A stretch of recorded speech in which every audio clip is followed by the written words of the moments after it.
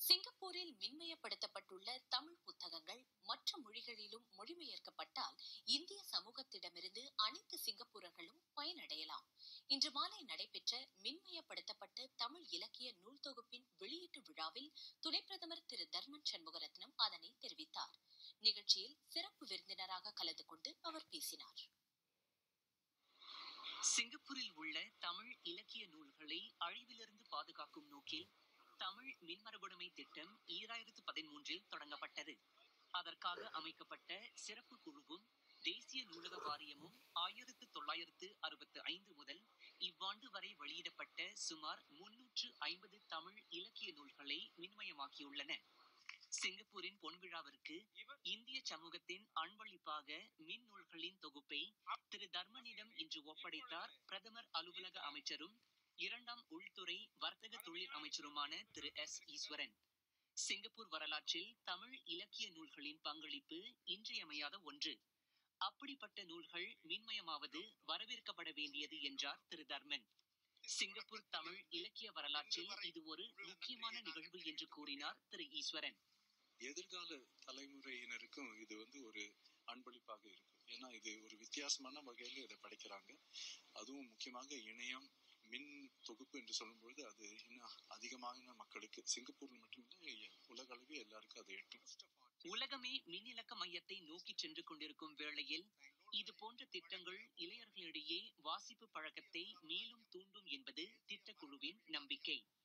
இப்போ அந்த வாங்குற வேலையை விடுத்து அதை எளிதாக பெற்றுக்கொள்ளக்கூடிய ஒரு வசதியை நம்ம இந்த மின்மயமாக்குறது மூலமாக பண்ணி கொடுத்துருக்கோம். அதனால அதில் அதிகமாக படிப்பாங்க. அதை படிக்கும் பொழுது எழுத்தாளர்களுக்கும் வாசிப்பவர்கள் அதிகமாக எழுதுபவர்களுக்கு மிக முக்கியம். அதுலேயும் தமிழ் எழுத்தாளர்களுக்கு பணம் முக்கியம் இல்லை, வாசிப்பாளர்கள் தான் முக்கியம், ரசிகர்கள் தான் முக்கியம். அந்த இதை தான் நம்ம இப்ப வளர்க்கிறோம். காகித புத்தகங்கள் மூலம் குறிப்பிட்ட வாசகர்களை மட்டுமே எட்ட முடிகிறது. ஆனால் இப்போது மின்மயமாகியுள்ள நூல்களால் உலக தமிழர்களை எளிதில் சென்றடையும் வாய்ப்பு கிடைக்கிறது எழுத்தாளர்களுக்கு. நான் வெளியிட்ட 7 நூல்கள்ல பல நூல்கள் என்னுடைய சொந்த நூல்கள் என்னிடம் இல்லாமல் போயிற்று. இதை நான் மறுபதிப்பு செய்வதற்காக என்னுடைய எழுத்தாளர் நண்பர்கள் பலரிடம் கேட்டு வாங்கி தான் மறுபதிப்பு செய்தேன். அந்த நிலையை இது தவிர்த்திடும் இந்த மின் மரபுடைமை திட்டம். புதிதாக அறிமுகம் கண்டுள்ள மின் மரபுடைமை தொகுப்பை அதிகமானோர் பயன்படுத்துவார்கள் என்று நூலக வாரியம் எதிர்பார்க்கிறது. நிச்சயமாக இளைஞர்கள் நிறைய பயன்படுத்துவாங்க நம்ம எதிர்பார்க்கிறோம். ஏன்னா அவங்க தான் இணையதளங்களை நிறைய பயன்படுத்துறாங்க. அது மட்டும் இல்லாம மூத்த தலைமுறையினுடைய படைப்புகளை அவங்க படிக்கிறதுக்கு அவங்களுக்கு வாய்ப்பு கிடைச்சிருக்குமான்னு தெரியல. நிறைய இந்த புத்தகங்கள் மின்மயமாக்கப்பட்ட இந்த படைப்புகள் இப்ப பதிப்புல இல்ல. அதனால அவங்களுக்கு இது ஒரு அரிய வாய்ப்பு. நிச்சயமாக அந்த வாய்ப்பு பயன்படுத்திக் கொள்வாங்கன்னு நம்புறோம். நூல்களின் குறிப்புரையை எழுதுவது மின்மயப்படுத்துவதில் ஒரு அம்சம்.